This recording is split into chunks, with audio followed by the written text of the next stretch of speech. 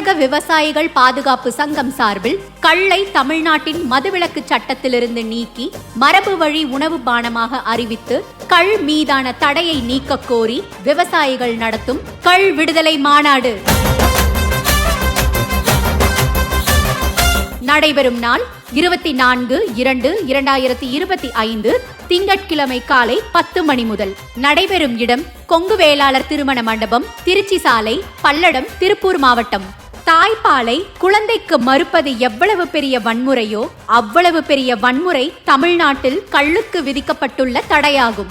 தமிழ்நாட்டை தவிர இந்தியாவில் அனைத்து மாநிலங்களிலும் உலக அளவில் பனை, தென்னை உள்ள 108 நாடுகளிலும் கள்ளுக்கு தடை கிடையாது. இயற்கையாக கிடைக்கும் பானங்களில் கள்ளில் மட்டுமே புரதச்சத்து